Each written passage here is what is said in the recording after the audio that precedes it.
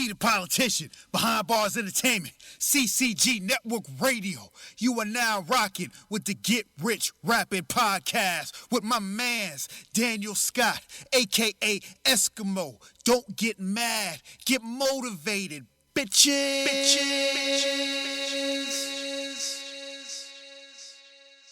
What's good, people? You're tuned in once again to the Get Rich Rapping podcast with myself, Esskimo. Now, I've done a lot of episodes for the artists out there, but not so much the producers. I've had a few of you guys hit me up and say, hey, listen, when can we get some game from the producers? I know you've been selling beats and blah, blah, blah. So I thought, the best thing I can do is bring through someone now. Look, I've been making beats for maybe 3-4 years now and selling beats for pretty much the same length of time. And I remember going on YouTube and looking, as most producers do, how to sell beats and blah, blah, blah. And with me today, I've got someone called VKushs, Bryan Ellis, right? And this guy has been a staple to the beat selling community for as long as I can remember. As long as I've been looking for information on how to sell beats, he's been in a staple for nearly every keyword you're going to look for. He's there. So I'm proud to introduce you guys to someone who's helped me learn how to sell beats myself just through watching his content and seeing how he does. So yeah, just like to welcome VKushs, aka Bryan Ellis. How you doing, man? What's good, man? What's good to everybody? GetRichRapping.com. What's popping? What's popping? You good? Yeah, man. So who is VKushs and what does he do best?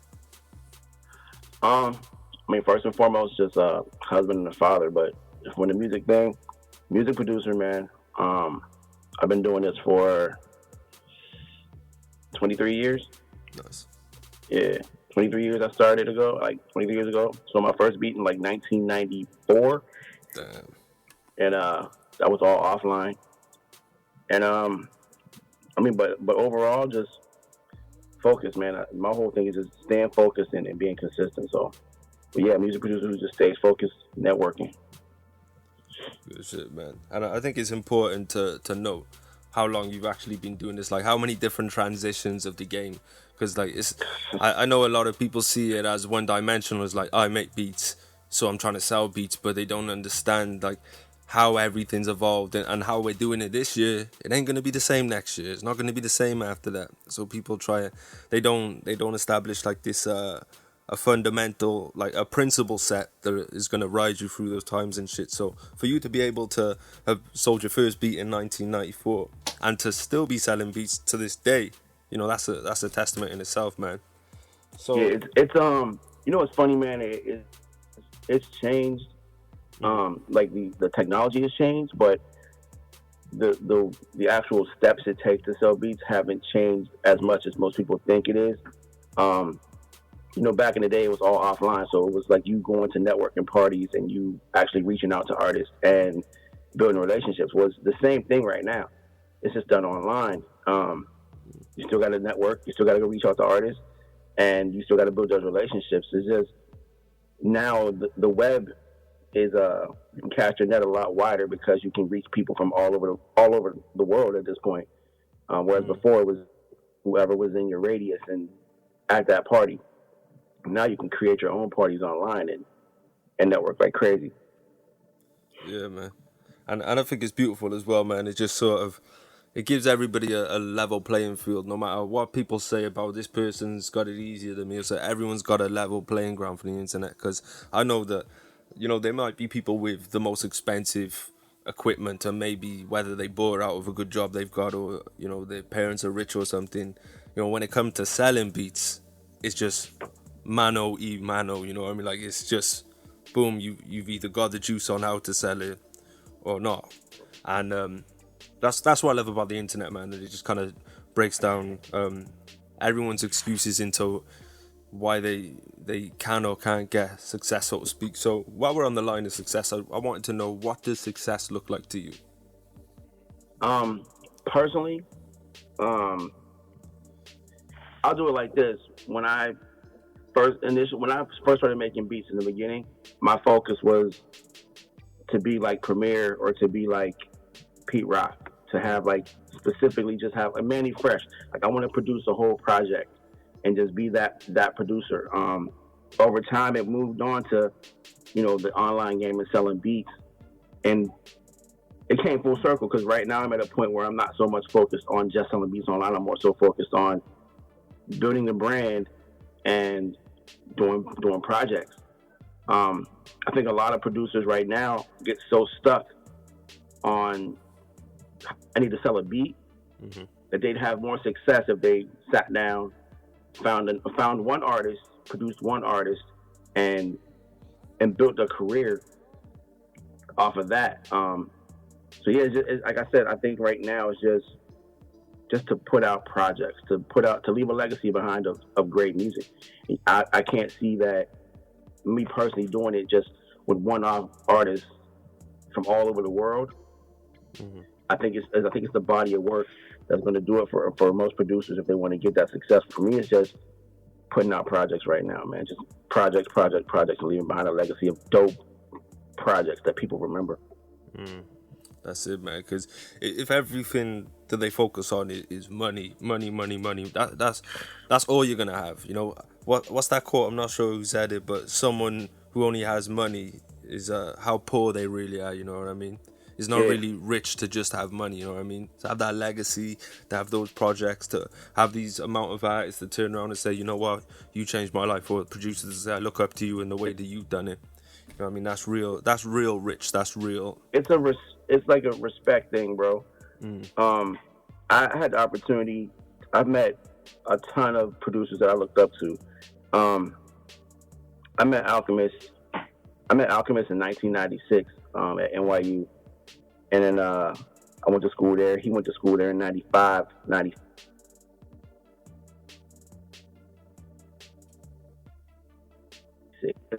About the year. And last year I seen him at A3C in Atlanta, and 2 years ago at A3C in Atlanta, and just chopped it up. And it's like you start playing beats, he's listening to beats, and he's looking at you, and he's like, "Yo, you got it." You know what I mean? And I think that for producers, you want your peers that are around you to be like, "Yeah, that's dope," but I still seek out, trying to impress the people that I look up to. So being able to meet Pete Rock, being able to meet Alchemist, and having them say, "Yo, I need to get in the lab because you got heat." That's a dope feeling, and that's better than money can't buy that.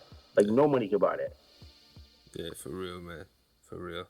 And I think you can never go wrong with just focusing on the art. Of course, building the marketing structure and everything you need around it for you to be able to produce full time or do whatever you want to do all the time.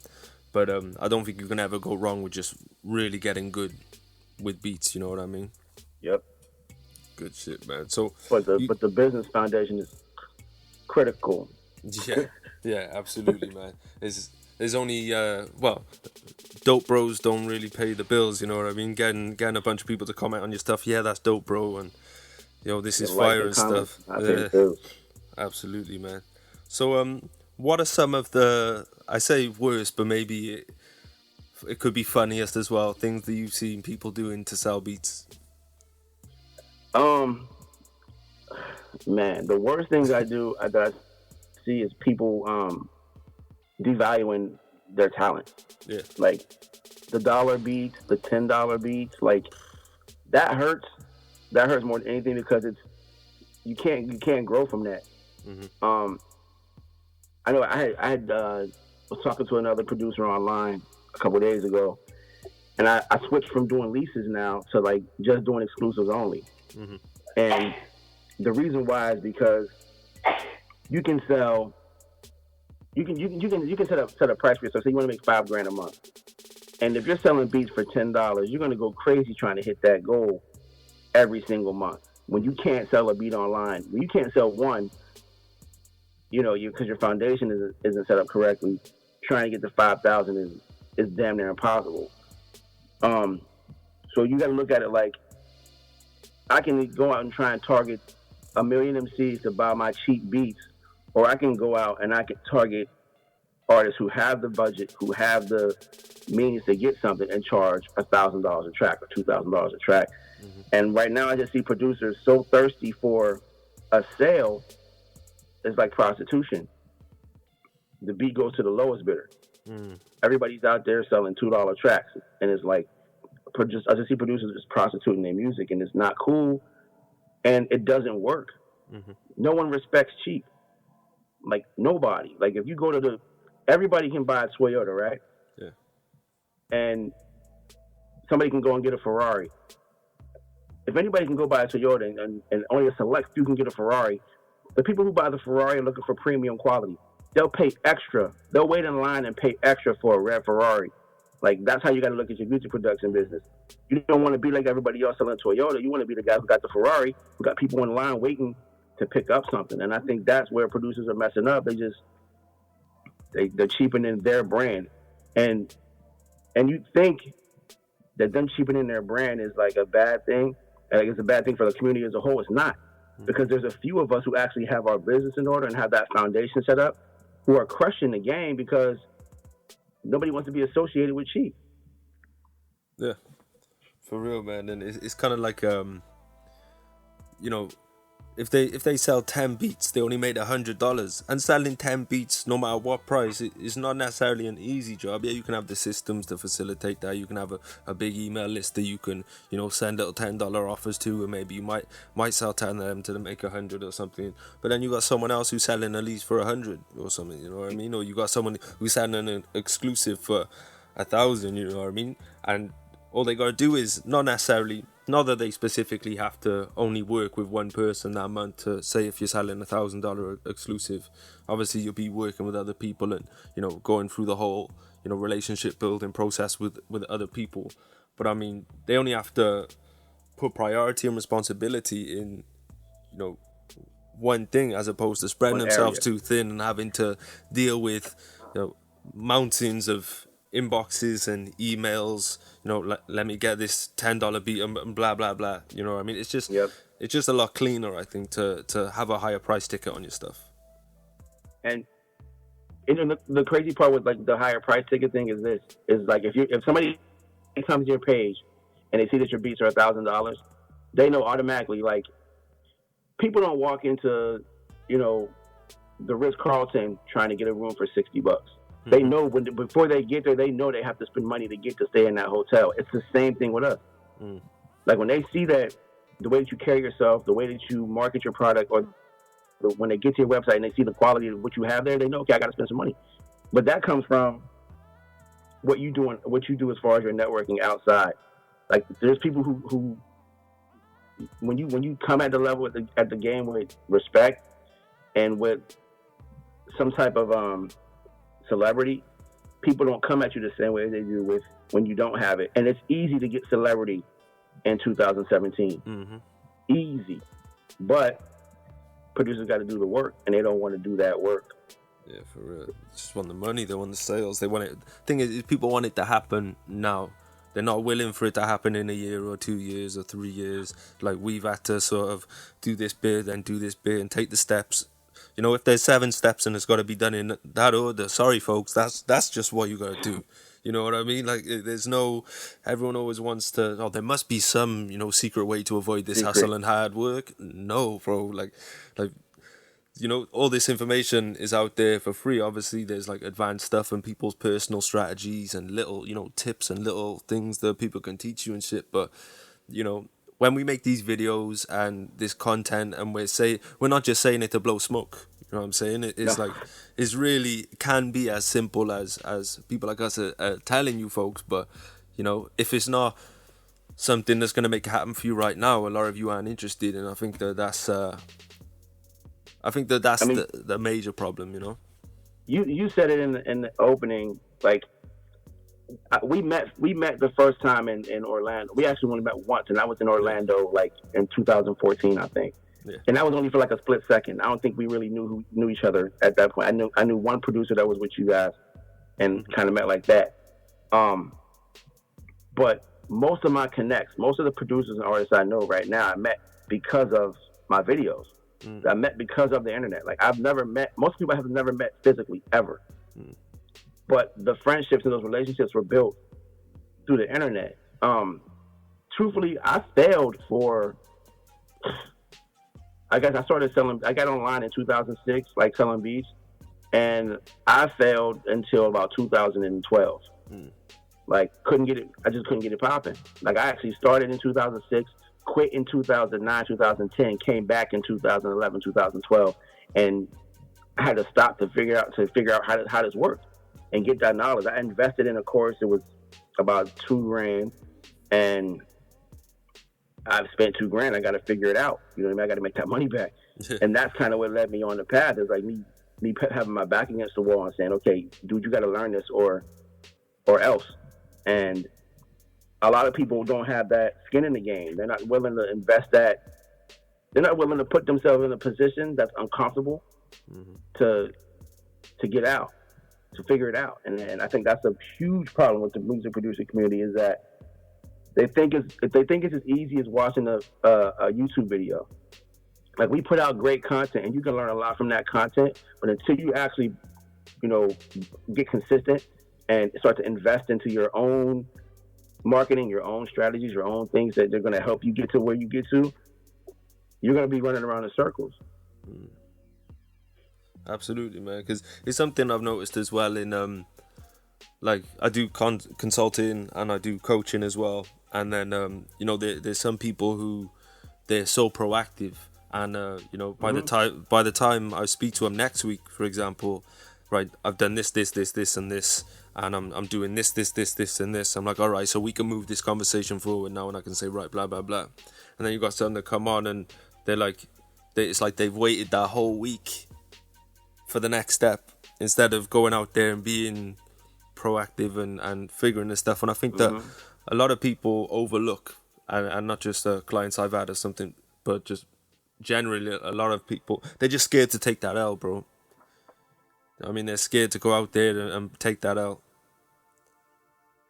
And that's what it takes. Like, it's not even taking an L. Like, they look at it like it's taking an L, but I've learned I've learned more from those L's than anything. Like, 100%. That's how you get it. It just takes time, and some people get it really quick. When it comes to like learning how to sell beats, a lot of producers, they get it fast. Like, you teach them something, you tell them to do something, they take action and they get it quick. A lot of people it takes time, and they don't want to spend that time. They want it to happen right now, and sometimes it just doesn't work like that. Like, you gotta fail in order to start to have that success. And a lot of producers aren't willing to take that time to learn it.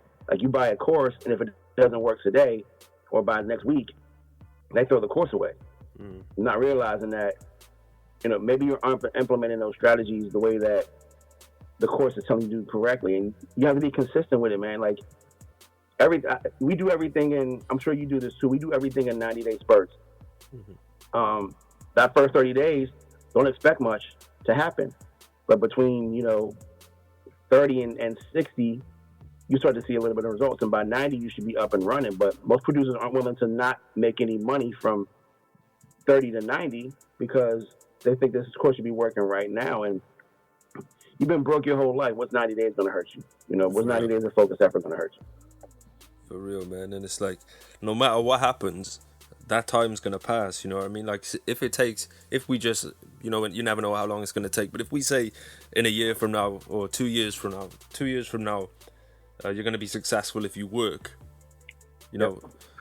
that 2 years is going to pass anyway. So you may as well just do whatever it takes. And, if it makes you broke, if it makes you tired, if it makes you hungry, whatever, you know what I mean? I feel like people just look to the image of success and they just want that glamour. They want that money. They want that good feeling. But, this stuff isn't, I've been, low key winning for a minute, you know what I mean? But I haven't been, it doesn't make me the happiest guy in the world, you know what I mean? I'm still in the trenches, you know what I mean? I'm still grinding. I'm still doing my thing. I'm sure it's the same with you, it's every day.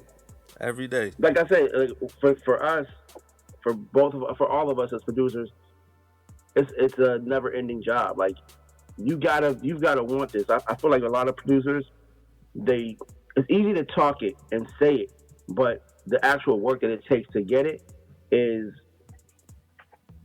they're not willing to do that. And you gotta love the marketing part. You gotta love the building relationships as much as you love making beats. And if you don't, you're gonna struggle, and you're gonna get frustrated, and you're gonna quit. Like if anybody who's in this been longer than 3 years, if you've been in it that long, you need to stick with it, or you got to stick with it if you want it to work. It's that simple. Yeah, for real, man. It's not like a thing where, like say the content thing. There's been a million people in this whole space of, like, obviously you've been doing the online content marketing longer than me, but even the past 4 years that I've been doing it, I've seen so many people come in for a little bit, disappear, then come back, disappear, come back. Like, you can't do that shit, man. You can't just be like, right, I'm gonna do a vlog every day, and then you do it for a week, and then you just don't do it anymore. It's you gotta put in them hours, man. It's gotta be something. It's gotta be consistency, basically. You know what? I feel like every producer needs to have. They need to have an Audible account.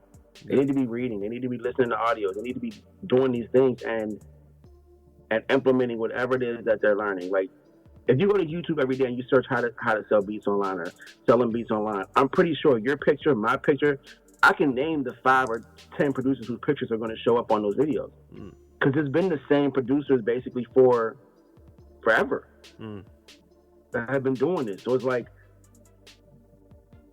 what got us to that point? It was shooting videos every single day. And if you're not willing to do it every single day, you got to figure out something that you are willing to do every single day. Like, YouTube is free, man. I hear producers all the time, they don't want to pay for ads. Fine.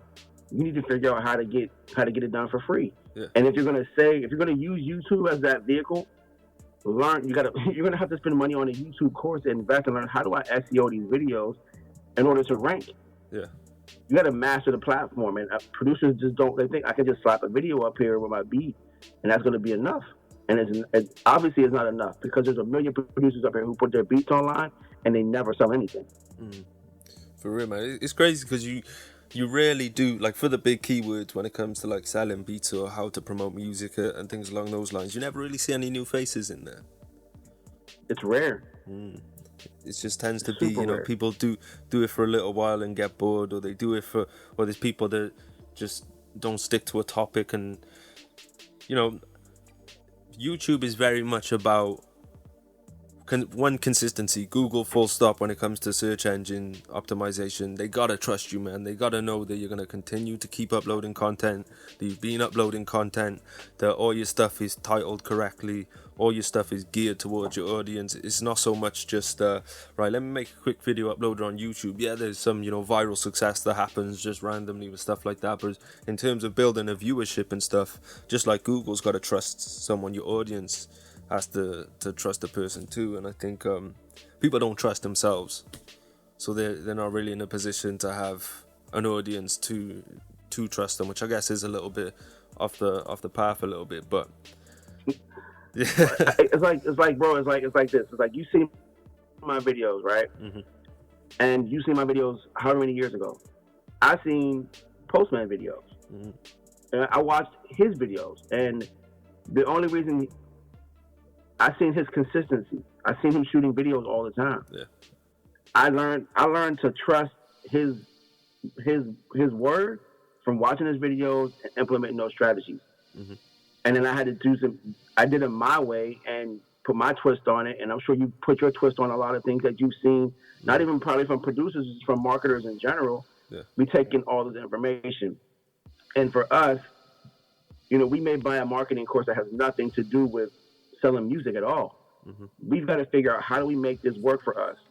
And like I said, it takes a lot of work, but if you want to get that success, you gotta figure it out. And I love the production community. I love showing producers how to make money selling beats, but it's frustrating, bro. Like, oh man, it is so really frustrating. I don't think people know how frustrating it is, but there's days when you want to quit and be like, you know what, I'm just going to get this bread for myself. Yeah. Like, I can't want it more than you want it. And I get that a lot. Like, you want me to want it more than you do. And that is, like I said, it's rough, but I like putting that content out there. Yeah. I'm the same way, man. It's like, you know, because you deal with so many people and they all have the same problems, and because you're obviously intelligent, you know what I mean, you obviously got a level of comprehension and understanding that when you start seeing the signs early in someone, just like that guy you spoke to 4 months who flaked out, just like that guy you spoke to last week that flaked out, and then people wonder why you're being like offish or something, you know what I mean? It's because you know, you recognize those signs, you know, there's no mistaking someone who's about their shit. I mean, no matter what, anyone listening, man, it don't matter what you say or what you do or any finessing you think you can do or any hustling you think you can do, you're either going to do it or you're not going to do it. You know, there's no, like, the secrets, the tricks, the, you know, the little cool things you can do, even down to the making the content and everything else. Like, if you're not going to do it, it just thinking, how can it happen? You know? I think it goes back to when producers go on YouTube and they search how to sell beats online, right? They're looking for that secret. They're looking for that, what's going to click for me, right? Mm-hmm. But before they even get to that point, I think a lot of producers need to figure out, like, why? Like, why are you doing this? Like, that, just finding out that is what's going to help you get to that next level. Like, and I'm not talking about the bread. Like, what is that money going to get you? Like, so if I gave you, if you made $1 million today selling beats today, what are you going to do with that money? Like, who are you going to help? What is it going to allow you to do? Where is it going to take you? Like, you need to write those things down. Like, I'm going to help my parents out. I'm going to, you know, do this for my kids. I'm going to blah, blah, like, whatever it is, you have to see that every single day, man. I tell producers all the time when they do consultations with me, it's like, write down everything that the money is going to get for you. Who is going to help, where it's going to take you, what it's going to buy you. Write down every single thing it's going to do for you and make 3 copies of it. Take one, put it next to your bed every night, and you read it every single night. This is why I'm doing this to sell beats. You take one, you put it in your wallet. So when you're at work at 2 o'clock in the afternoon and you're frustrated, you pull that out and you say, okay, this is why I'm at work. Because the 9 to 5 is just a tool. Like, if you're a music producer, the 9 to 5 is a tool to get you to the next level. It shouldn't be holding you back. It should be helping you. Mm-hmm. And then you, like I said, you keep one at your computer when you make your beat set. When you sit under the computer and you look up, you say, okay, I don't feel like making a beat today. When you get to the computer and you're on Facebook bullshitting, that paper's right there should be looking you right in your face and, hey, you know what? Let me turn Facebook off right now and get back to what I need to be doing. And I feel like producers, if you don't know why you're doing something, it's just hard because there's gonna be so many problems that pop up. Mm-hmm. Those reasons why are what's gonna keep you saying, you know what? Let me keep going at it. Let me keep producing this content. Let me keep networking. Let me keep talking to these artists on Facebook, Twitter, Instagram, or whatever, because I'm trying to get somewhere else. And there's always a next level to whatever it is that we're doing. 100%, man. And the moment that you stop looking for that next level, the moment that someone thinks, yeah, I've got it, oh man, that's the big L, you know what I mean? They lost it. Yeah, for real, man. It's just, nobody knows anything, you know? No, sorry, nobody, what I mean is like, no matter how much you know, there's always more that you don't know than you do. I mean, yep. And whenever you get to that point where you're like, you know what, no one can talk to me, I'm the best, and blah blah blah. It's not in a confidence, you know, having a confidence of I'm the best. I mean, just like a, you know, arrogance. like a arrogance, and now I know everything. You can't tell me nothing type of thing. Because you know, something I go through a lot is I get like artists and producers hit me up, and they'll ask me something like, you know, how do I do such and such, and I tell them, and they're like, oh no, that won't work. I'm like, bro, I just made X amount last month off that. What do you mean that won't work? You know what I mean? I get you. For me, it's more so. I get the opposite, kind of the opposite. It's they ask, how do I do a Facebook ad or something, and I'm like, okay, this is how I do it. Oh yeah, I know that.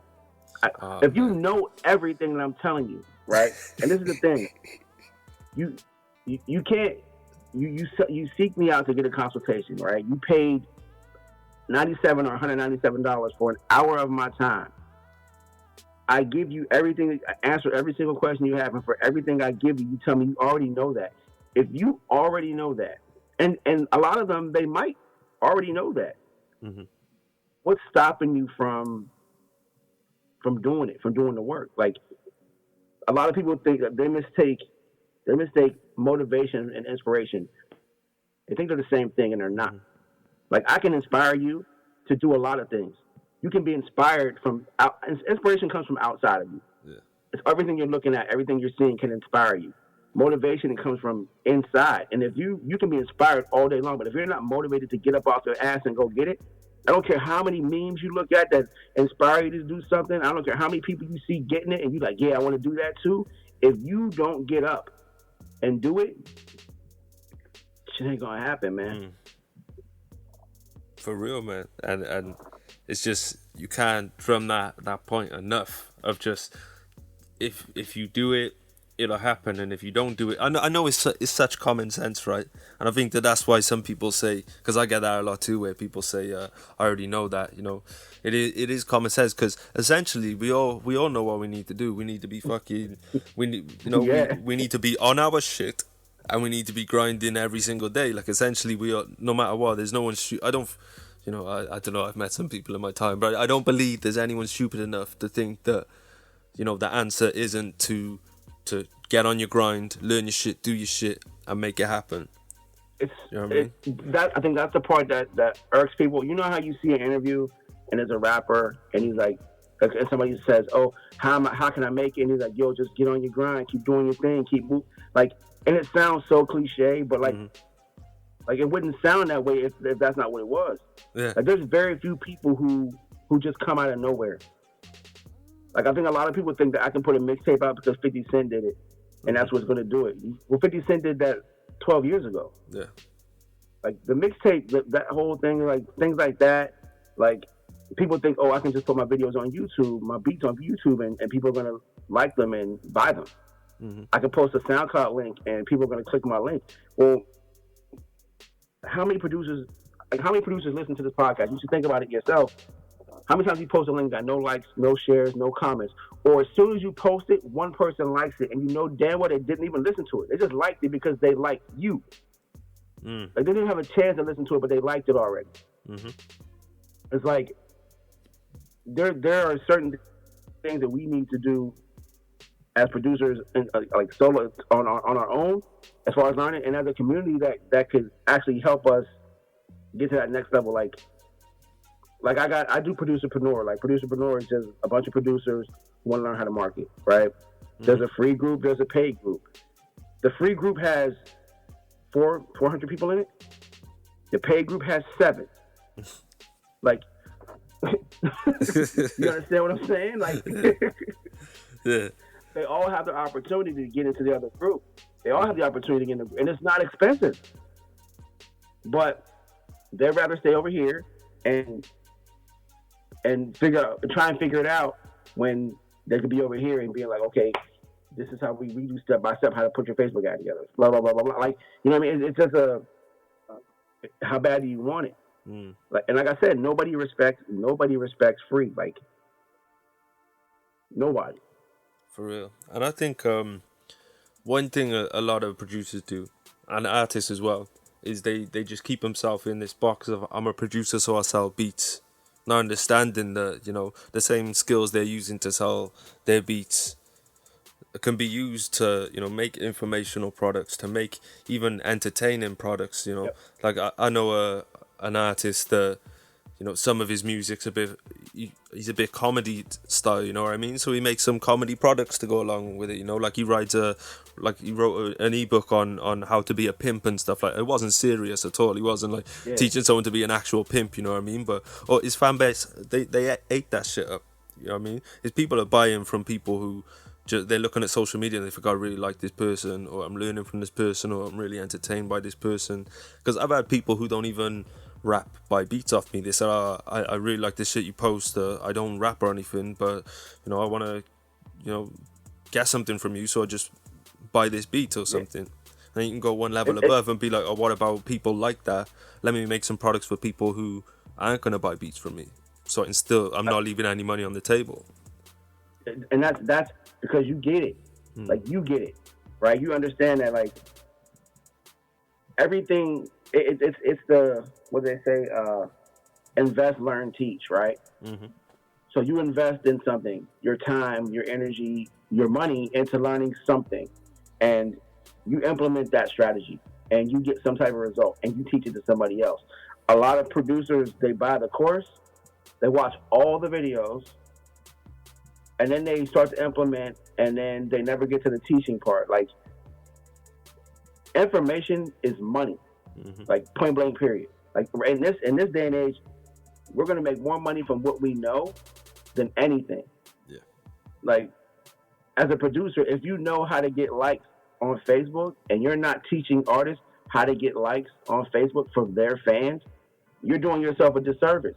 That's something that artists want to know, and you need to be teaching them how to do that. And if you're the person teaching someone how to do something every other day, every single day, you got an email out teaching somebody how to do something, who do you think they're going to listen to and come to when they need that help? So they may not buy a beat from you today, but they might buy a $97 consultation for 1 hour of your time to break bread with you. And there's so much more for us to at the end of the day, like, if you want to make money, you're going to have to figure out what you're good at and what you can sell. Like, if you don't ask for the money, you're never going to get the money. I think producers try and sit behind their brand and sit behind the little logo they got on their avatar and think that that's enough, and it's not. It's not. So they gotta be active, man, out there talking to the people, and you know, sales has never always been, you know, people just coming up and buying stuff just because people might stumble across it. Back in the day, people wouldn't just stumble across, you know, a door-to-door salesman. Now we might be able to run some ads, you know what I mean? You might be able to get some traffic on his page. But door-to-door salesman back in the day had to go door-to-door, had to hit people up, and people don't know basic sale processes. Like, you know, does this person even qualify for the stuff that I'm trying to sell them for a start? You know what I mean? Let me, you know, ask them some questions that I know is going to, you know, put them in a bit of a pickle and think, oh, you know what, I don't know the answer to that. And then I say, well, listen, I've got the answer to that. And it's blah, da, da, da, da, da, da, da, da. And even better, you know, I've got this product, you know, so you can go about your day now and get on with your day. I don't want to take up all your time, but look, I got this product right here, nice and easy. You can get it right now and just go through it at your own time. And I promise you that that's going to answer your question, so to speak. It's the problems, bro. Our job is to solve problems. That's all it is. That's all we do is solve problems. Like, if you ask yourself, what do artists need? Artists need beats, right? Okay, artists need beats, but if every single one of us is giving away free beats, is it effective at this point? Because you got to look at it like this: if everybody's giving away free beats, then artists don't need beats. Now, I'm not telling you don't give away free beats. I'm saying no. I'm saying, but there are bigger problems for artists than beats out here that you could be solving to grow your email list, to build that rapport, to build that connection with artists.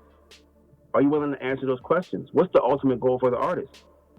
The ultimate goal for the artist is to put product out and to either get signed or to grow their brand and get known and do shows and do tours. If you can answer those questions for artists and you become their go-to person for those answers, you can sell ebooks, you can sell courses, you can sell consultations, and you can sell beats because they trust you.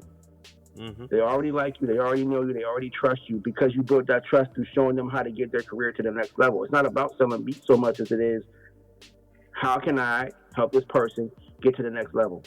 If you can do that, you're going to crush on all levels. Like, and I've seen it personally from myself. As soon as I started shooting videos, my stock went up.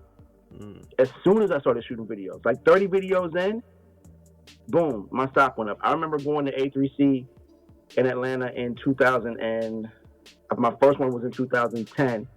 In 2011, I was shooting videos, and I came back, and everybody, oh, yo, you're the guy from the videos. Oh, I see your videos on YouTube. And it's like, it's a weird thing for people to notice you on the street from your videos, but it's also like, okay, it works. Like, it works. For real.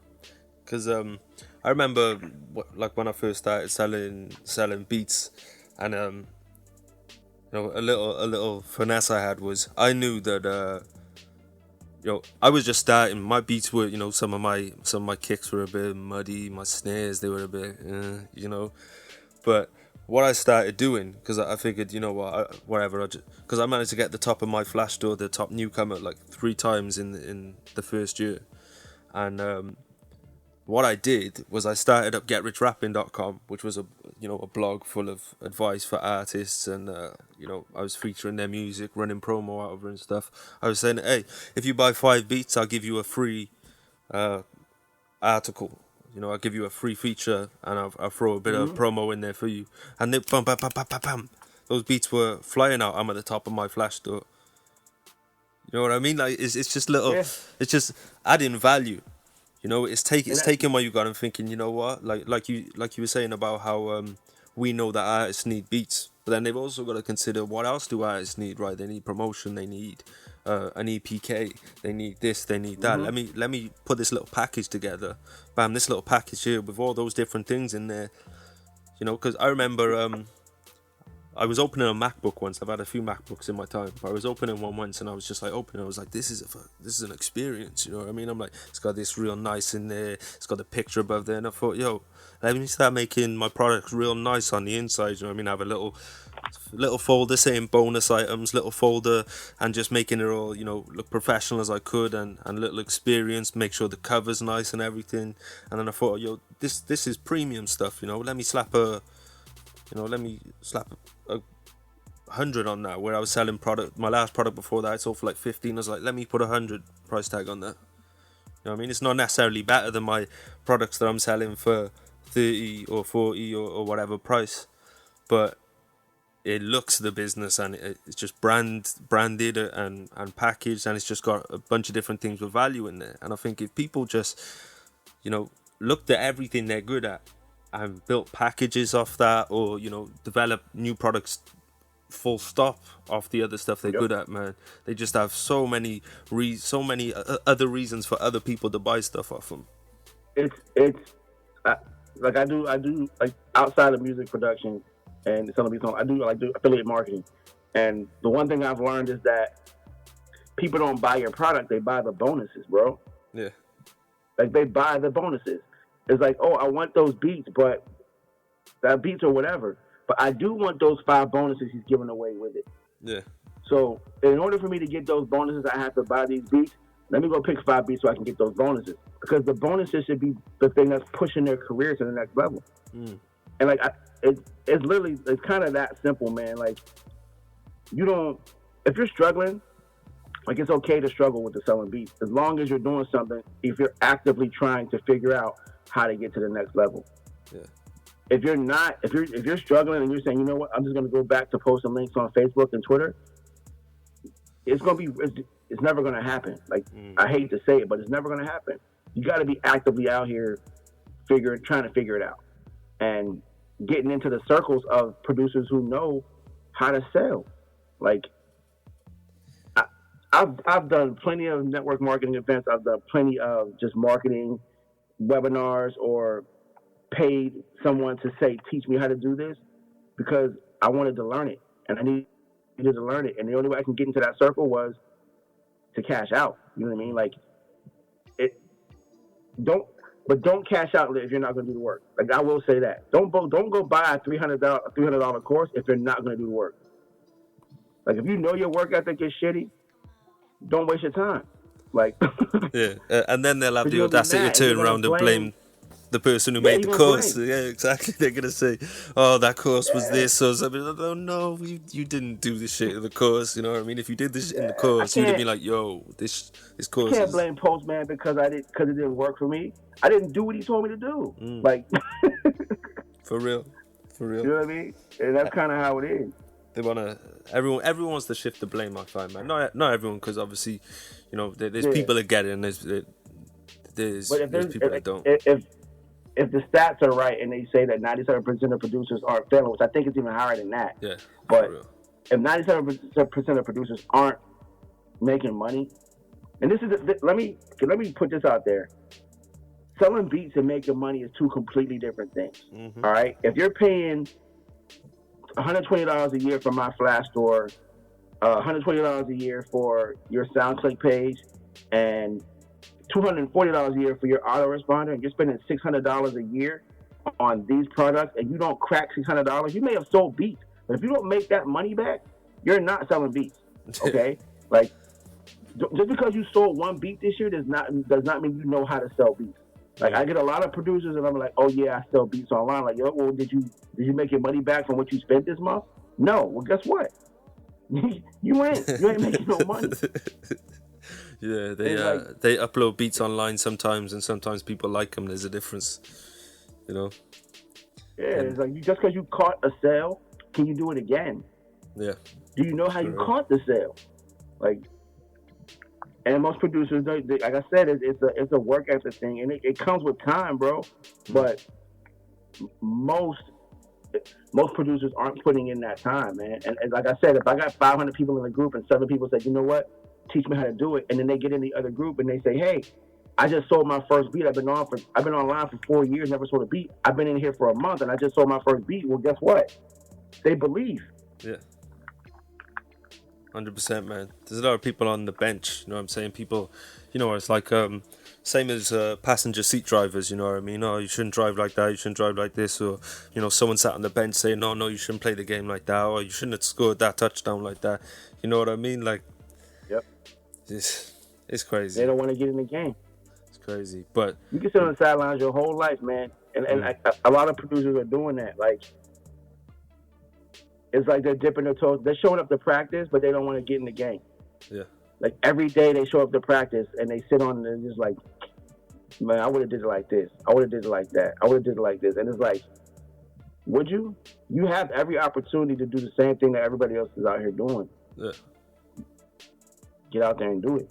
For real. I remember this one time, right? Someone was hitting me up in my Facebook inbox, and you know, they were asking me for advice, and I said, oh yeah, we were talking about email marketing. He said, oh no, email marketing doesn't work because he particularly doesn't look at his emails. I went, watch this. I sent him a screenshot of her before. I said, note the time on there and the number, right?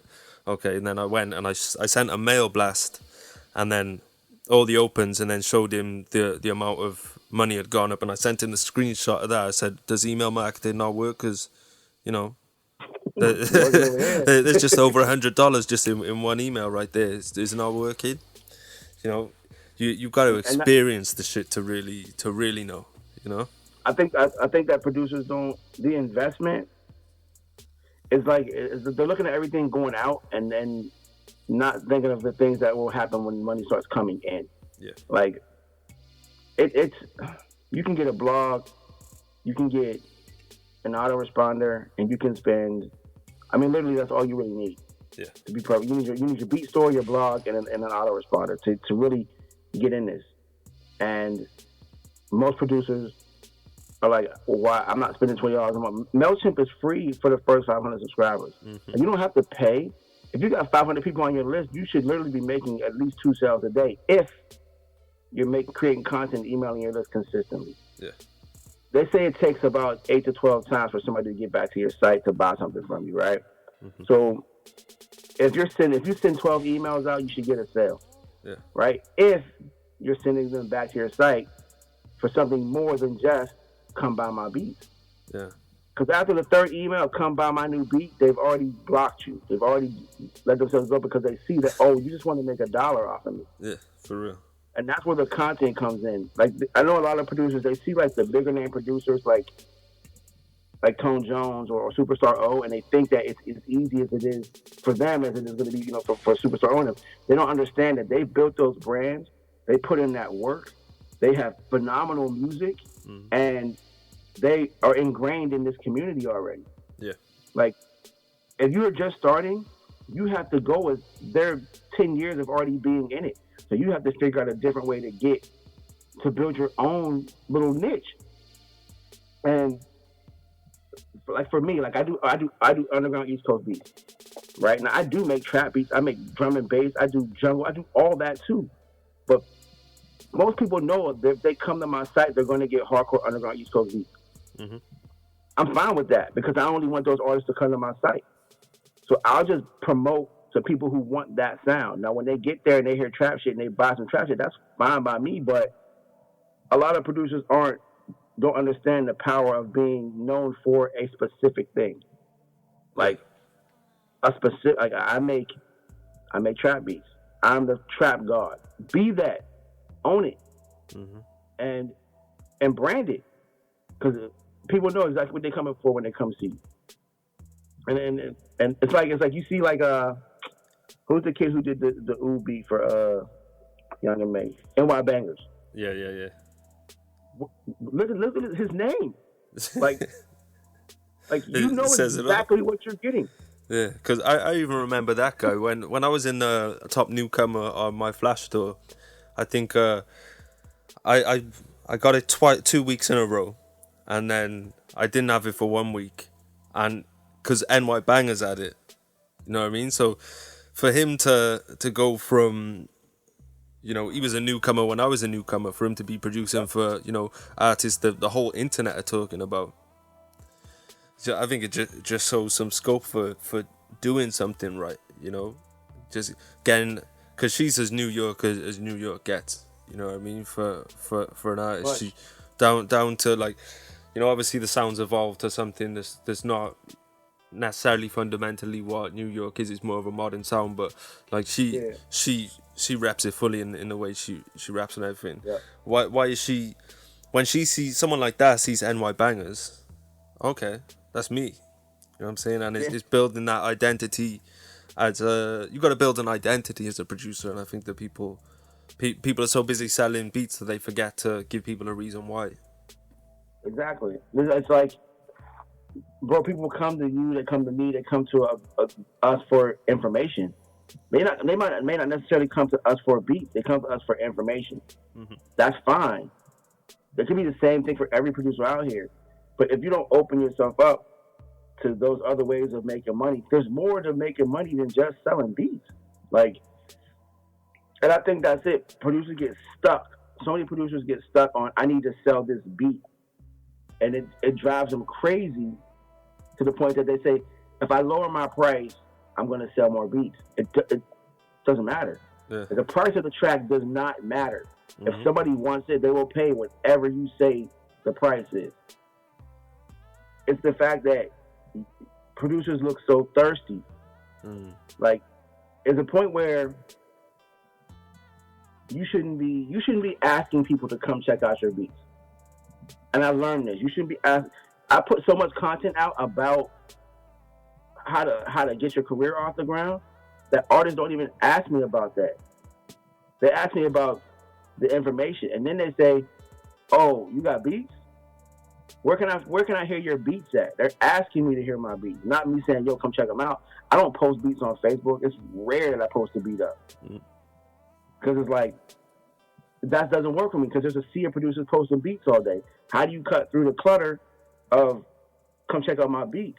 You cut through the clutter of come check out my beats by, this is how you build a fan list of 100 people in 1 week. Yeah. Every artist that sees that is like, oh, well, let me click on that. Like, because they want to see, how do I get fans? They don't care about beats, because they can get beats from every other producer in this group on Facebook for free. It's that, you know, people think that everyone's unique and they got their own thing, but some people think they're special. You know, like, you should, you know, it doesn't matter that you're not fucking with anyone else or buying anyone else stuff, but it's offensive that you're not buying my stuff, so to speak. You know what I mean? This whole fuck the world thing, I don't know. I can't even quite explain it, man. But it's just a lot of people are scared of the realism. You know, just being real with myself, like looking themselves in the mirror and be like, you know what, man, I am a lazy piece of shit. You know what I mean? I am someone who ain't doing what I'm supposed to do. And on the other side of the coin, if you're doing stuff, looking in the mirror and say, yeah, I am someone I respect. I am someone who's putting in that work, man. That kind of realism, I think that everyone, you know, if everyone is out here being real, and, you know, people listening, this is audio, so they're not going to see, but I'm doing, like, you know, two fingers real, you know, parentheses. Yeah. But, like, they can be real with the world, but they can't be real with themselves.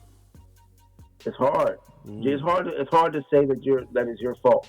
Like, every decision that you make is your fault. It's because of what you did. Like, if you won, it's because you did it.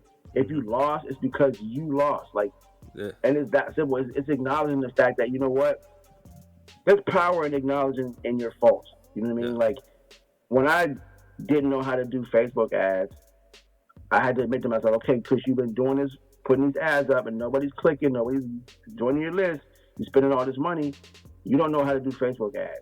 The moment I realized I don't know how to do Facebook ads was the moment I said, you know what, I need to go buy a course to learn how to do Facebook ads. As soon as you acknowledge your faults, you know the answer to what it is that you need to do right after that. The problem is those people don't want to acknowledge that they don't know how to do something. And that's what's going to hold you back. Just that simple thing. So if you don't know how to do something, say it. Like, I don't know how to do this yet. And boom. Okay, how do I figure it out? Well, there's 1,000 ways to go figure it out. There's 1,000 ways to sell beats online. But you got to acknowledge that you don't know how to sell them first. For real, man. I think, like you said, there's just so much information out there. There's so many courses you can buy. There's so much of this. I just think in 2017 and not just 2017 because it's been that way. It's just like the excuses are so there's no such thing as them. Like, obviously they exist and people are saying them, but you know, every excuse can be counted nowadays. Oh, I don't know how to do this. I'll do a Google search, YouTube search. Oh, well, look at him. He knows how to do it. Go ask him. Or you might ask me to pay. Yeah, so pay him. Like, I know for me, it was like, I don't know how to market. So I joined marketing companies. I joined affiliate marketing programs. I bought stuff that these people sell digital products online. You have to look at it like you sell a digital product online. It's not a beat.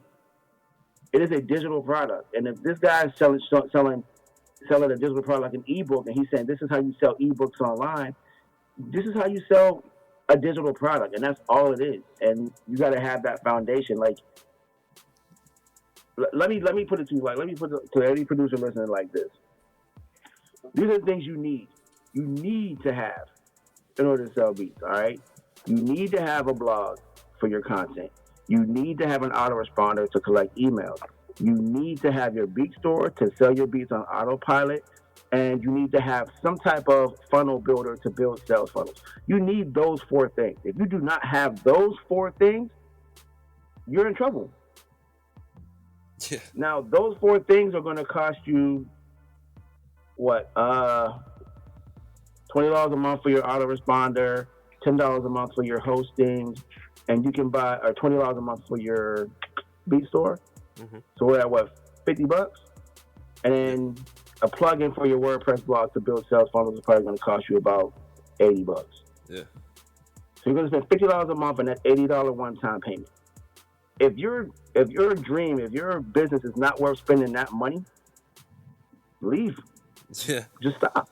Yeah. Like, it's like people don't want to pay money to win, but bro, you got to pay to be in the marketplace. You got to pay to even be in the game. I mean, fuck winning for now. You know what I mean? Like, we can get to the winning and shit, but you gotta pay to be a factor, to be a part of it, to have a say. You know, like you still people saying, still see people, you know, if anyone wants beats, check out my SoundCloud, or if you want beats, inbox me or something. It's like, nah, it should having that solid system, right? And having that content. There's people are finding on autopilot. And then people are going, oh, cool. And then as they're going through the content, they get a little pop-up or they see something on the sidebar or underneath the post or even in the post that says, oh, if you want to learn more or if you want this free thing, like a lead magnet, basically. And then they go onto your email list and the email list is going to send them to more content. So you're getting traffic. And when they're landing on your blog post, they're going to another blog post. So if you've got, you know, AdSense or anything on there as well, you're getting that money just for the fact that people are visiting your sites and possibly clicking on stuff. Now, when people are signing up to you, like I know for the next 90 days, if someone signs up in my email list for the next 90 days, I'm at them every day. For the next 90 days, they're going to see content, they're going to get the occasional offer, but not straight away, you know what I mean? I'm giving them, I think maybe I think in the whole 90 emails, I think I'm hitting them about 6-7 times with an offer which is below industry, average.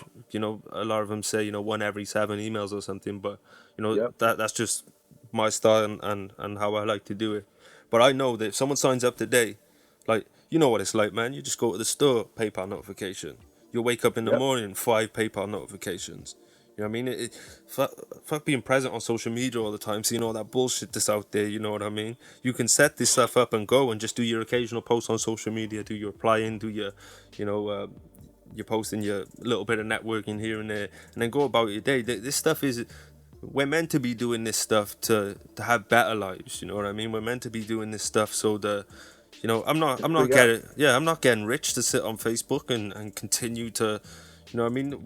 We're trying to get rich to be able to, To live life on your own terms. Yeah, exactly. That's it. I want to wake up in the morning and I want to go for a walk if I want to go for a walk. I don't want to think, oh man, I got to be in work, so I got to set an alarm and wake up at 5 if I want to go for a walk before work, or if I want to go gym. I don't really have time to go in the gym today because work by the time I get home from work. And nothing wrong with a job, but I mean, that's not the final.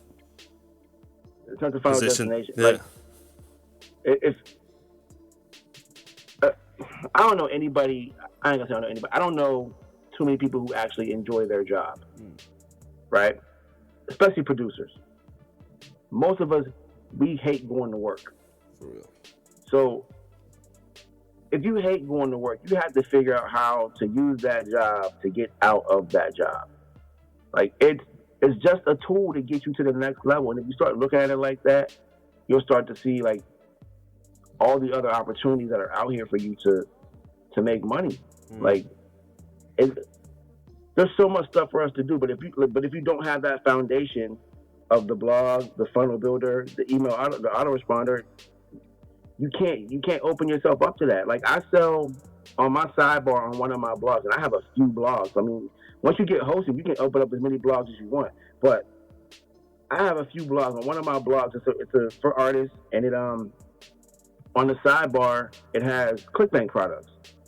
Like, I get sales from ClickBank, and I send out free ebooks in my lead magnets that have links to ClickBank products, like, and they sell. If I give you something for free, like, and I'll tell any producer this, if you have a lead magnet and you're giving out some free report and it's about how to get Facebook leads or how to get likes on Facebook, and you do not have a link for somebody to go buy a Facebook product in there, you're missing out. Mm-hmm. It should have some type of link in there for them. Like, look, this is how I do it, and this link is going to show you how to do it faster. Like, everybody wants to do it faster. Everybody wants the shortcut. They don't want to sit around on Facebook all day typing messages to people. No, but if there's a shortcut for me to do it, I'll do the shortcut way. Yeah. That shortcut way can give you a $30 commission. Well, if 100 people get your ebook and 30% buy or 30% go click that link, well, you make a couple $100. Yeah, for real, man. For something you give away for free. So, like, something similar I do in a sense of, giving them something for free, but then, getting them to pay for something that's basically the upgraded version or the faster way or something. Like, with my clients, I'd be like, right, so they'd be like, all right, so I'll give away some free beats. I'd be like, nah, don't give away no free beats. I'd be like, one, if you're giving away free beats, you know what it's like, man. You got all those scavengers, those hyenas who are out there signing up to everybody's list for free beats, you know what I mean? But those are the same type of people that if you put, a free guide on networking on Facebook or networking with people in the music industry or free guide on something that's going to be a benefit to an artist, they're going to go, oh, no, fuck that, I want beats, you know what I mean? But if you might get more leads that way, right? If you give out free beats and you advertise free beats, you might get 100 signups to your email list today, but ain't one of them going to buy it. Anyone who's looking for free beats, they're not beat buyers. They're not trying to pay. Yeah, they're not beat buyers, you know what I mean? It's just, like, there's a thing, there's a point, like, when you have the free beat, like, there's ways to monetize the free beat offer. Yeah. You know what I mean? I'm not gonna, like, we can get into tripwires and all that, but there's ways to monetize that coming in to get that initial free beat, right? But what would you rather have joining your list as a producer? Would you rather have somebody looking for free beats? Or would you rather have somebody who's trying to get their career to the next level? I take music submissions, right? My offer is for you to submit your music to get placement on the blog, placement on a monthly mixtape. That's the offer. Once you're on my list, I can promote whatever I feel like promoting to you once you're on my list. Yeah. And just because somebody submits their music does not mean that they have to get on your blog. If it's not dope, don't post it. Like, it's that simple. But you have to. There's other ways. I didn't give away anything for free. The person who submitted their music video, well, I know that they have money because they shot a video for it. It's like, you got to look at things a different way. Like, what are the artists doing that they're spending money on? It's like if you go on, say you go to SoundCloud. I only follow artists that have paid accounts. Mm-hmm. If they have a free account, I don't follow them because SoundCloud is free, but they're actually paying to use SoundCloud, which lets me know what they're going to pull out their credit card. Mm. And it's like, telltale signs, man. Exactly. They're not afraid to pull out their credit card. And it's that simple. It's things like that. Like, you don't want to waste your time with people. Free beat seekers are the worst. I have 13,000 people on my email list. Of 8,000 of them are free beat seekers. They're the worst. Always emailing. Oh, got any more free beats? They're like crackheads, man. Yeah. More free beats. Let me get some of them beats. Someone emailed me earlier actually and said all they said was send me beats. I was like, are you telling me or are you asking me? You know what I mean? Like, which one is it? But I think as a producer, if you want to succeed as a producer online, you've got to be smarter than the artist. You know what I mean? You've got to be not only the artist, but you've got to be smarter than the next producer, or as smart as the producers or the artists that are up there. You know what I mean? I think it's threefold. I think it's like, you have to be smarter than the artist. You have to be networking with the artists, with the producers that are on your level, and you have to be at the bottom of the circle of the producers who are above you. Mm-hmm. Like, you want to be learning from the people who know more than you. Like, if you're the smartest person in the room, you fucked up. Yeah. Like, fucked up. So you should be learning from the people above you, networking with the people on your level, and teaching the people below you. Yeah. That's kind of how it works.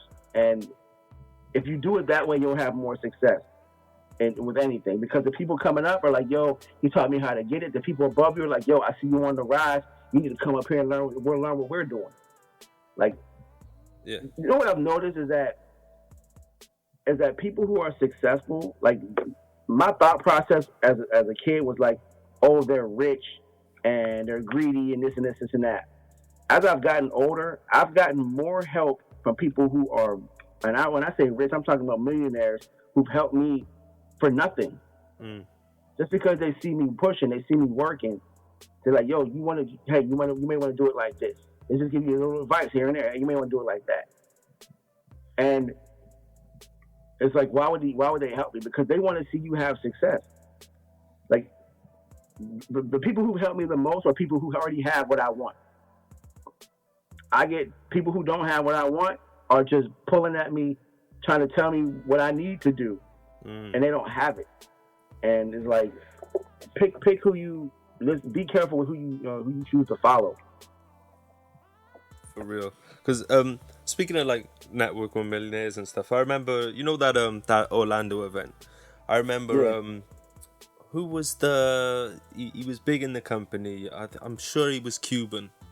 He did that video where he was being DJ Khaled, but he was wearing a wig.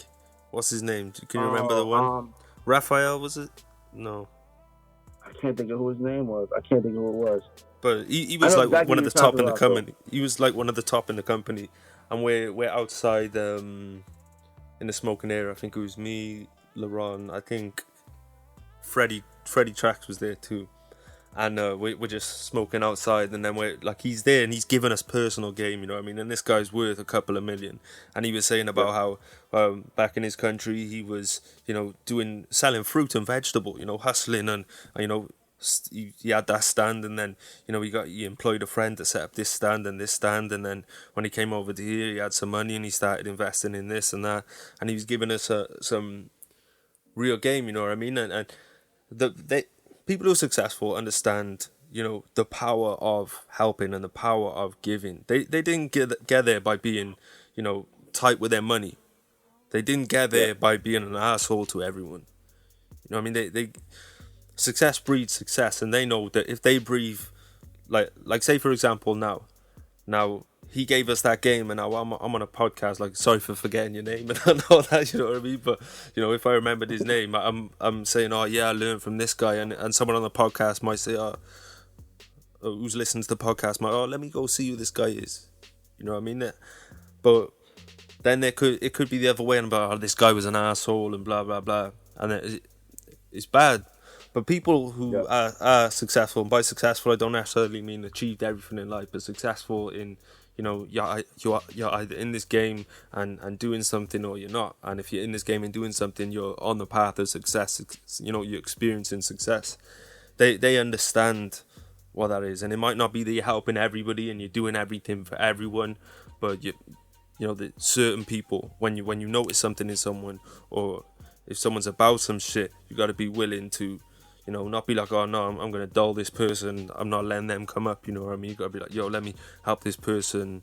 It's very similar in rap, you know what I mean? When a big artist embraces a smaller artist, gives them a platform, and then, as they go on and they're shouting, that person blows up and reaches back. Yeah, thanking them in award shows and things along those lines, And that's, I mean, like I said, for me, having that, getting over that feeling that rich people are a certain way, or people are a certain way, helped me start to have success. Another thing too, man, is I want to talk about something that is kind of crazy, is producers being able or willing to take that leap of faith, right? And because I think that's the part that holds most people back, is that fear of not making it. Everybody's saying, "Oh, I told you wouldn't make it," right? So if I try to use this analogy, if it's me, if you're a producer and me and this producer are in a room together, and there's a room inside this room that has no walls, nothing. It's just a door and a room. You can't see what's inside that room. And I tell you, hey, go in that door. There's $30,000 on the table. If you go in there and pick it up, it's yours. Most producers are going to be like, ain't no way there's $30,000 in there. He's going to let me take $30,000 and walk out of here. And they're not going to go in the room. Some producers are going to go say, there must be something in that room that's going to stop me from getting that $30,000. Right? And they're not going to go in that room. Now, if you put a window in that same room and you say, there's $30,000 on the table, go get it. And the producer's going to do what? They're going to go walk over to the window. They're going to look in. They're going to see, okay, 30 racks is on the table. Nothing's in there to hurt me. They're going to go in and they're going to get it. And the reason why they go in there and get it that time is because they're certain that nothing's going to hurt them. Yeah. Right? They got that certainty. With this shit, the fact that you have to have certainty before, without being able to look in the room, you have to be like, you know what? I'm going to win regardless. And that's what producers are lacking at. They don't have that certainty that they're going to win. Like, bro, I honestly, this sounds like some real shit, but I think I could do anything. For real. 100%. I think I could do anything. I don't think there's anything that can stop me from getting what I want to get. 100%. That doesn't mean it's not going to be rough or hard to get it, but if I want something, I'm going to go get it. And it doesn't matter. I do this thing where people they tell you to set goals. I did a video on this a couple days ago, 3 days ago, about setting goals. And I had a mentor tell me to stop setting goals. He was just like, stop setting goals. You got so many goals. And he was like, when you think of the word goal, what do you think of? And I said hockey. And he was like, okay, you think of hockey. So if they're playing a hockey game and they got 50 shots on the net, they may only make 3 goals. which means what? That you're gonna miss more than you make. He's like, so if you stop setting goals and start setting outcomes, it doesn't matter how many shots you miss. Nice. Because you already know that you're going to win because the outcome has already been set in your head. And that little mind hack, he told me that 2.5 years ago, was like key to like just starting to be like, okay, I can do whatever I want because I'm setting the outcome. I don't care how many times I miss the goal. I'm going to win because I've already set it in my head that it's going to win. And like, that's kind of where producers are at. Like, you got to stop setting these goals and just saying, you know what? I'm going to win regardless of whatever steps in front of me. No matter how many times I missed a shot, I'm still going to win. For real, man. It's all a decision, man. You know, like I think people just, they look for this and they look for that, but all this stuff is, once you made the decision, you're gonna get it. You know what I mean? And you know, that's assuming this is a decision. You know, if it's a decision that you're gonna stick to, there is nothing unless you're looking to grow wings like naturally or some shit, or you're looking to just something that isn't physically possible or something. You know, if you make a decision and you stick to your guns, it's gonna happen. Yep. You know what I mean? Because you'll do anything, any obstacle, any problem, whoever you've got to speak to. And if anyone out there finds, you know, they're freezing up in certain places and not doing it, or there's certain places they're lacking in, they're not working on, it's very simple. Your decision was false. You didn't really make the decision. Yep. You know? And once that decision's in, there's no choice after that. That's it. It's there's no straight line to the money. You know what I mean? Like, even with us, if I put a course out today, there's no guarantee that you're gonna make $1 off of that course. Like, I can't guarantee shit because I can't guarantee what you're gonna do, and only you know that you're gonna fucking buy that course and you're gonna be like, yeah, I'm doing this 100% and I'm going hard with it. But you have to make that decision. It's a choice. You either choose to do it or you choose not to. There's been plenty of times I bought a course and skipped right to the section that I wanted to learn. Fuck the 4 modules before that was going to teach me how to do it. I went straight to the module I wanted to watch, and I didn't have any success because I didn't follow the rules. Like, I didn't, you know what I mean? And people just, you can't skip around. You got to be consistent with everything. You got to do everything every single day. Every single day. And that's how it is. It's focus, man. It's not focusing on, like, there's no such, like, I hate 5-year plans and all that shit. Like, I think that's, like, the biggest, just, like, scam. Like, where you see yourself in 5 years?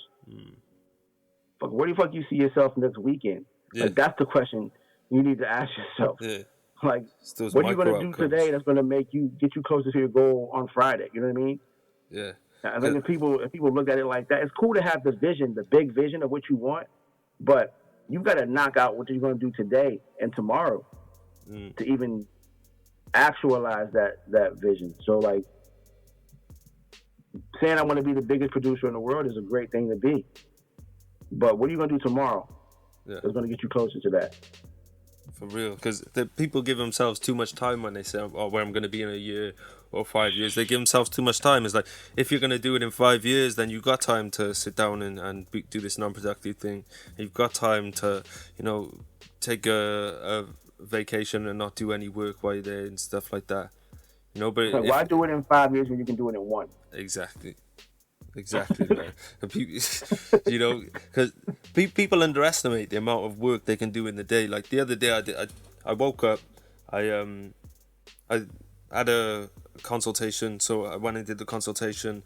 Then I wrote like 3,000 words for an ebook. I started a new Facebook group with some other people, and I think we got like 2,000 people in there. It's popping right now too. Yeah, there's a whole bunch of shit going on in there, man, and that's all in a day, you know what I mean? And people, like, and then people comment. I put on my status, you know, I did this today, blah blah blah, and people commenting and in my inbox like, oh, how'd you do so much? I'll be like, dang, I've had days where I've done more than that. You know what I mean? People just settle for that, you know, because some people say advice and say, oh, just do one move every day towards your goal. Fuck that. Fuck one move. You know what I mean? Do do 5, 10, do 20 moves, however many moves I wake up. The first thing I do is send my emails out. I don't even check my emails. I send my emails out for the day. Like I know, I send one out in the morning. I send one out in the afternoon. So I'll send one out in the morning. That's straight value, and then later on I'll send something out like that's either like maybe a soft pitch or just more value. Like every day, like I'll send one out, write one in the morning, write them both in the morning. Boom, boom, they're both out of there. And then after that is like, all right, let me make a beat. So if I make this beat in an hour, I'm making a beat. I maybe do a tutorial, depends, kind of whatever.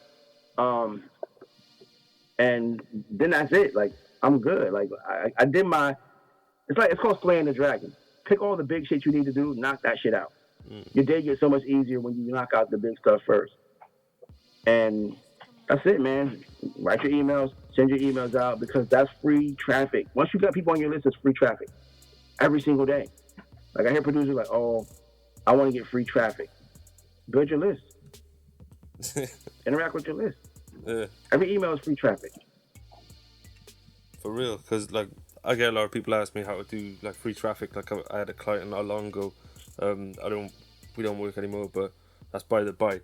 But he was like, oh, how do I get more traffic, like free traffic? And I'm like, build your list. He's like, oh yeah, but I want to do it today. I'm like, okay, well, the only things you can really do today is, I was like, go post on your social media, go on Stumble Upon if you want, go Reddit, go do that. You know what I mean? He's like, oh, that stuff's not really working. I'm like, yeah, because you got to build your list. Like I'm telling you, and I guess it goes back to, what we say towards the beginning about having that patience. And I think patience is so fucking important for this stuff. Like, I'm I not feel expecting stuff straight away. You gotta work time, I feel like you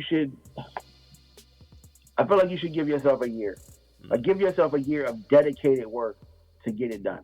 Like, if you don't make any money, fine, but you should be dedicated yourself to just networking and not just online. Like, you got to get offline. Like, my best connects have come from me leaving my house, getting on a flight, and going to a music seminar. Like, those are where my connects are at. Like, physically meeting people underestimate the power of actually talking to someone and shaking their hand. Like, you need to get out from behind that computer. Yeah. Like, stop. So many producers that hide behind their logo. Like, if I go to your page or you send me a friend request and your photo is a logo, 9 times out of 10, I don't friend you. For the simple fact that you're not a real person. Yeah. I know what you're here for. Like, yeah, 100%. If you're gonna be on social media, be social. Like, I know you post, and I know I post. I post wild, reckless shit on my Facebook page just to get a reaction from people. Like, whether I believe it or not, like, I go in on rappers every single day. And then producers are like, yeah. And then the next post, I'm like, oh, don't think you're out of it. And then hit with the producer shit. Too. Yeah. It's like, for real. To me, it's just funny. But it's like, it's a game. It's like, don't talk about rappers. I hear producers do this all the time. They do this no free beat. They do this, all of that. I get it. You can't, but don't be aggressive and angry at rappers for wanting something for free when you're using a cracked version of Fruity Loops. Like, real shit. Like, come on. Everything you're doing is for free. You're trying to get plugins for free. You're going to download torrents of this. You're in Facebook groups like Fruity Loops Facebook groups asking people to share their sounds with you every single day. You don't want to pay for anything. You don't want to invest in anything. And then at the same time, you want artists to say, let me buy some beats from you. Like, it don't work like that. Like, it just doesn't work like that. If you don't invest in yourself, it's obvious. Everybody sees through it. Artists know if they go in a Facebook group and they see you asking people to come listen to your music, like, you lost. Yeah. You lost. Your only job in Facebook groups should be to interact with artists. 100%. That's it. And that can't be stated enough, man. Click some links, listen to some music. If you like something, say, yo, that's dope. Because no one said his music was dope in that group. Because nobody's getting likes, nobody's getting clicks, nobody's getting none of that. You show interest in artists, they'll show interest in you. Yeah. This song is dope, bro. Is it cool if I post it on my blog? Yes. Boom. You've instantly made a friend at that point. 100%. Oh, word. Yo, I'm doing an interview on my blog. Is it cool? You want to do a quick Google Hangout interview? 10 questions? Yes. They're not going to say no, you know what I mean? They're not going to say, actually, no, I don't want to go on your blog. You know what I mean? No, I don't want to do an interview for you and stuff like that. So actually, if they're at that point where they're posting in groups as well, they're desperate for fans at that point, you know what I mean? They're desperate for, or they don't know any better. So, you know, that's the perfect, there's so much that can be done in a group, but like you say, it's all about going in there and giving, not going in there and be like, oh, I'm going to try and get some likes and views on my stuff. It's going in there and commenting on people's stuff and you know, adding people who are in there, you know, or about their stuff, and even going in there, like I've had success in groups, going in there and asking a question, like in the feed, you know what I'm saying, or what do you guys think of this, or what do you think of artists, blah blah blah type of thing, and I just get like a bunch of comments, and then, you know, build up some conversation, add. I just got, you know, 7 new people on my friends list who I've already built a connection and rapport with. Just to share, like it's. I told her, like, it's like this, man. Like, you want to be the person. It's like disruptive marketing, right? Like, how can you get into this group and take all the attention away from everybody else and put it on you? And that's what it is. Like, what's going to cut through the clutter of this group? Well, if everybody's posting shit about come look at me all day.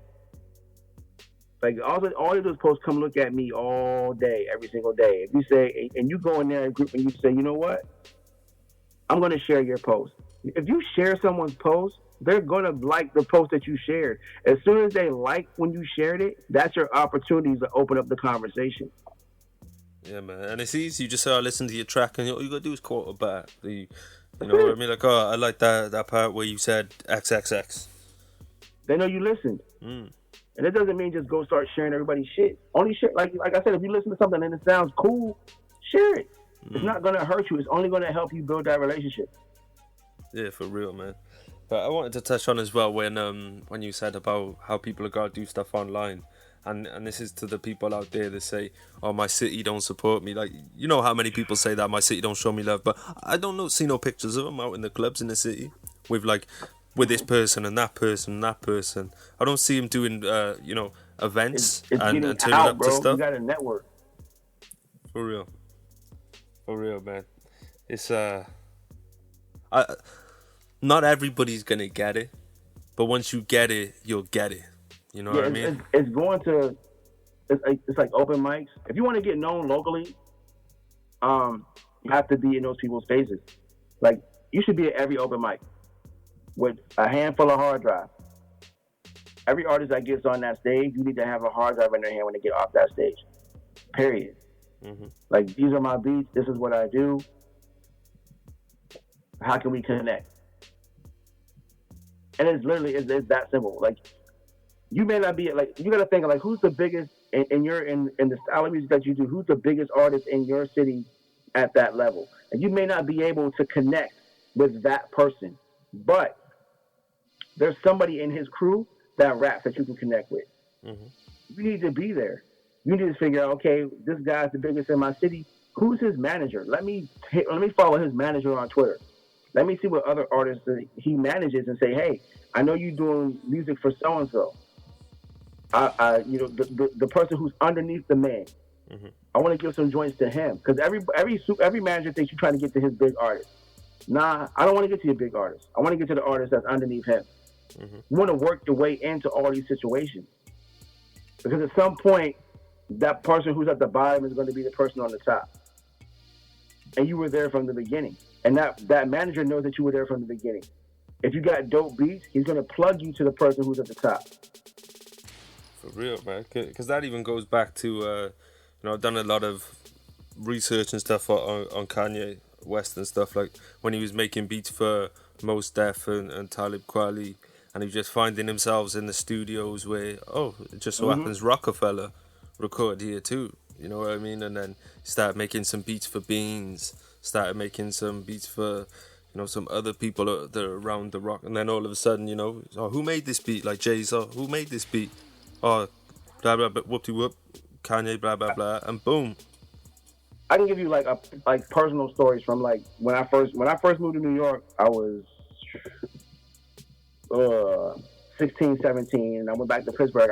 I moved back to New York to go to college. Mm-hmm. I was interning. Check this out. My intern, when I got my first internship, it was at Loud Records. Mm-hmm. All right. I was walking down the street, leaving class with my boy Randy. I seen Ghostface and Capadonna sitting in a white Tahoe. I walked right up to Ghost and was like, "Yo, Ghost, are they doing any interning up here?" His words were, "I don't know, let's go see." He walked me in the building and says, "Hey, these two motherfuckers want to work for free." Right? They filled out this little application, got the internship. Now, our internship literally was us going street teaming. I was street teaming with this guy named Crazy Sam. We would get in the van, middle of the night, a bunch of Loud promo, going to the projects in Brooklyn, Tompkins, Marcy, everywhere, and sliding these flyers and CDs underneath people's doors in the middle of the night. Mm-hmm. Like, that was my entry into, like, record label. I did that for, like, 4 or 5 months. Started doing promo work for Wu-Tang.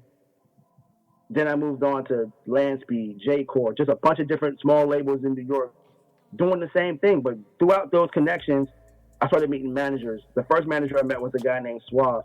Suave was Exhibit's manager. Suave gave me my first real check. Mm-hmm. I sold him 3 beats for $8,000. This was 1997, nice. Right?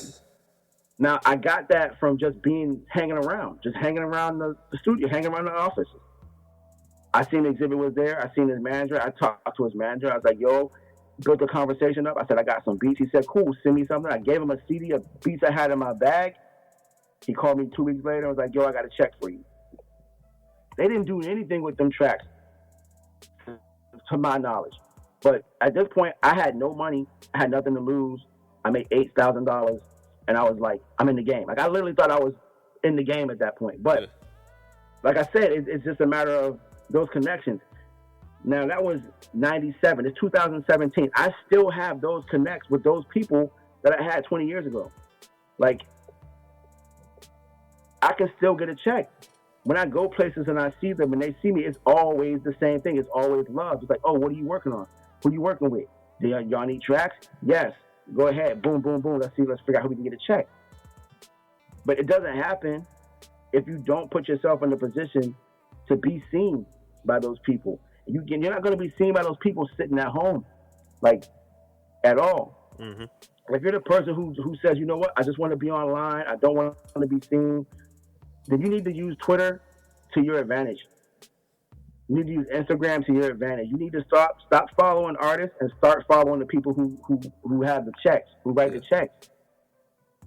Period. And another thing, man, producers, don't think you just gotta sell beats to artists.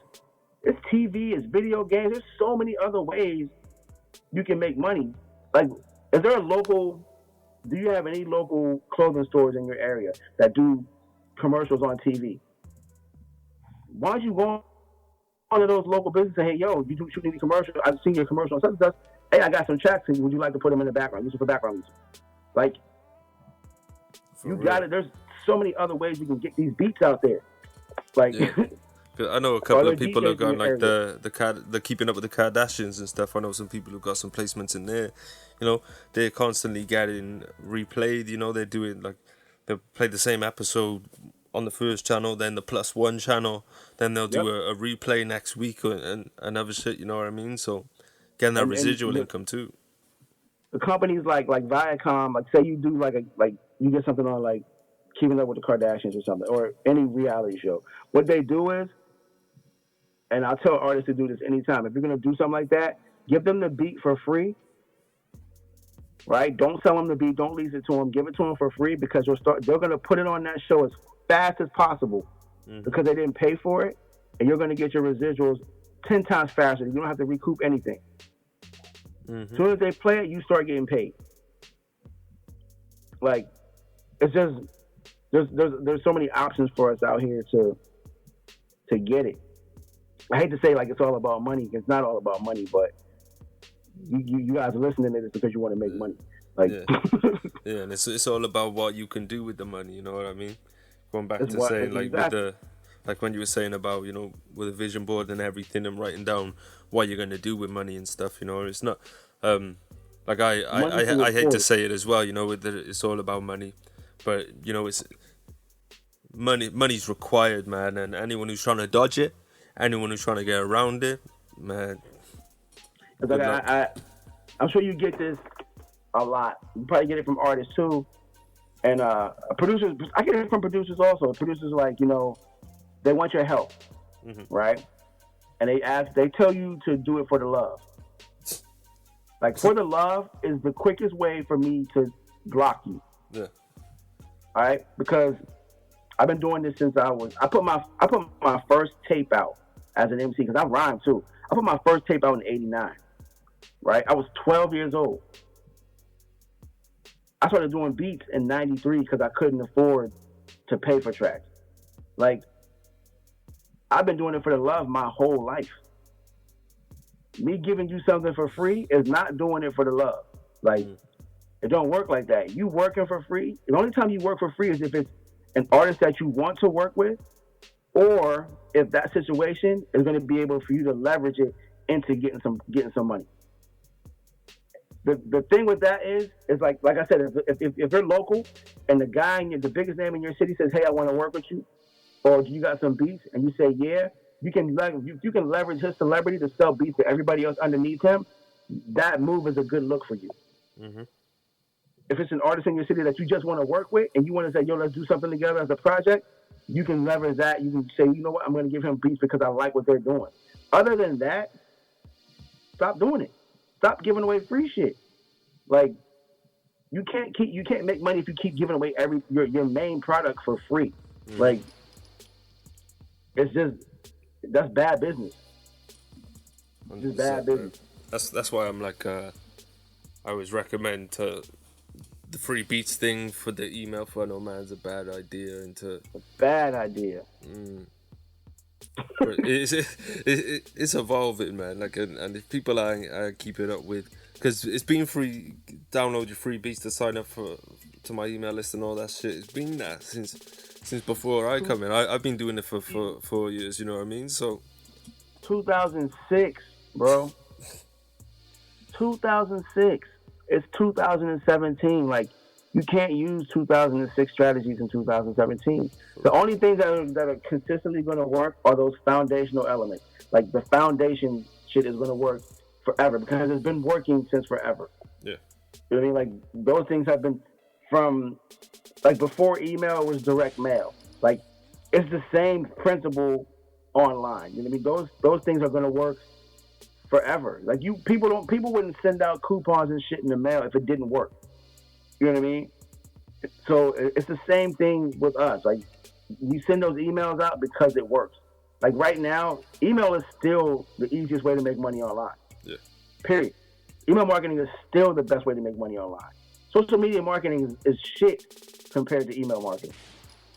100%. But producers don't want to. You don't want to learn how to market on email, and you don't want to learn how to use social media correctly. How do you expect to have success? Like, you got to pick one of them and say, you know what, I'm going to use social media to do this, and learn everything you can about that platform and how to use that platform to best, promote your business. But I will say that these platforms come and go. Yeah. I was big on MySpace. That shit was going, and guess what? I had to start all over from zero. With my list, I don't have to start over again. Just boom, I've moved to this place now. You can find me here, and that's it. Like, if Facebook died today, I'm still going to be able to sell beats. Mm-hmm. If SoundCloud left today, I'm still going to be able to sell beats. If all of these entities left, because I have that email list and I have those artists on my list, I'm still going to be able to sell beats. Regardless. It's the real shit, man. And I think that's the fundamental, man, to everyone out there that's trying to sell beats, man. Stop doing all this, buy my beats on SoundCloud shit and all that stuff and all that. But get on content marketing, email marketing, Get your autoresponder working fine, man. Get someone just running through the process. You know, get someone to sign up. Boom, let them run through the process. Go out there and focus on some shit that's gonna take your brand further. That's gonna, put more money in your pocket, and not chasing after people all the time. Like, yo, you want to buy beats and all that shit. One is corny. Two, it's just ineffective.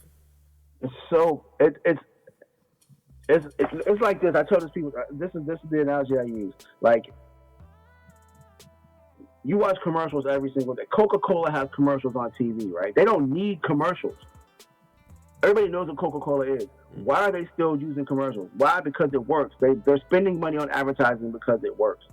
Like, it is that simple. That's the only reason that they're doing commercials. It's like, you ever been downtown in your city, and like in the morning, they'll be giving out like sample boxes of cereal. Somebody's on the corner with bags and cereal. They're just handing them out to people going to work, right? Yeah. They're giving away the free samples, right? That's how producers are right now with these free beats. They're just handing out beats to random people and hoping that they go to the store and say, "Oh, I like that cereal that lady handed to me on a random street corner, and I'm not at the grocery store. Oh, there it is right there. Let me buy it." Like, they're hoping for that. Yeah. You can engineer success. Like, it's not an accident that we sell beats online. Mm-hmm. It's planned. We designed it that way. Like, none of this shit is an accident.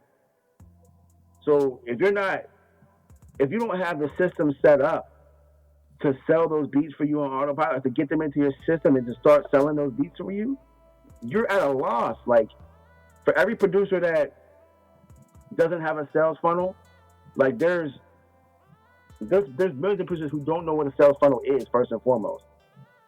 The few of us who do and who are actively building funnels and tweaking funnels, we're killing as far as beat sales go, because we took the time to learn it.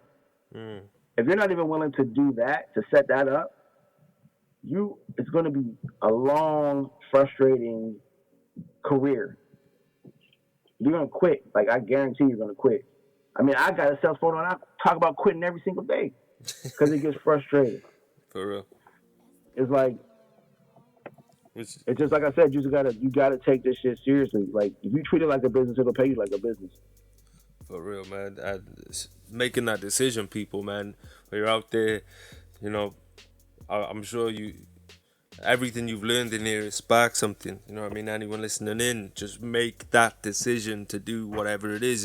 If you hear someone successful talking about something, go look it up. Go ask them about it. You know what I mean? Don't just be like, well, I don't know how to do that, or I don't know what that is, man. Find out what that is. Find out how to do it. And you can't go wrong, man. If you just keep learning new stuff and you keep doing new stuff, you're going to find what fits. There's no two ways about it, man. Definitely. But, yeah, it's been a pleasure to have you on the show, man. It was just as, if not more, insightful, with so much for producers to take from, especially because we haven't really done anything for producers yet. So, hey, man, what have we got to look forward to from you? Right now I'm working on, like I said, I'm growing this producerpreneur thing for producers who want to learn how to sell beats online. We do a free group 30-day challenge, just show you how to brand yourself on social media, start to get that engagement and grow your Facebook fan page. That's really what I'm focused on now, is just helping producers get to that next level. Musically, I'm working with a bunch of indie artists, Bodega Brothers, Sandman, used to be in Re-Up Gang with the Clips and Pusha T and them. Yeah, man, just working. Yeah. Looking for new artists because I'm trying to put out projects. Like I said, I kind of moved off of the leases because I'm focused on putting projects out. So yeah, that's really what it is. I'm looking for artists. Man, it's crazy you say the Bodega Brothers, because I remember this must have been about 8 years ago, and they did a show where I'm from. Are they the Hispanic guys? Yeah, it's two Spanish guys and Head Crack from Ricky Smiley show. Yep. Right. Yeah, and they did a show out here, man. And I went to that show. Small world, man. Small world. Man. Yeah, I've been working with them since 2011. Oh shit. Yeah. Good shit, man. But anyone listening in, I'm just gonna throw all VKush's links, man, for all the stuff that you've got going on right now, man. They're definitely gonna know about that. Definitely, man. Shout out for coming Thank through. you for like even putting this together, bro. Because we definitely needed to. Our linking up was long overdue, to be perfectly Yeah, honest with for you. real. Yeah, Like for for real. real. Yeah, 100%. Just because we got a lot of mutual connections and we kind of. I'll say this: a lot of people think that like we're in competition with each other. Mm-hmm. Like I get it all the time, and Yeah. it's like, bro, there's no. I wish there were more of us. Yeah, Like, yeah, for real, for real. I had a conversation with someone. I did a podcast with Johnny Fayman. We were saying the same thing then, man. That everybody thinks that just because someone's doing the same thing as you is like competition, but it's like your people are gonna see this, so exactly. I get something, my people are gonna see it, so you get something, and that's how, like we were saying earlier, success recognizes success, man, and helping each other and collaborating and doing stuff together is only going to benefit. It's only going to be bad for people if they are going to be stabbing people in the back. They are going to be doing this, you know what I mean? But if you're on the wave of success, message, man, to people out there, just, if you see someone and you like what they're doing and they're doing something similar to you, figure out how you can collaborate, man. Figure out how you can work together. Figure out how you can leverage each other's skill sets and ideas and create something. You don't lose fans that way. You gain fans. You don't lose fans because of collaborations, man. For real. But like I say, man, I'll put all VKush's links in the description on YouTube, so make sure to go in there and check it out. Just want to thank you once again for coming through, man. It was a dope show. Thanks, bro. Peace, man.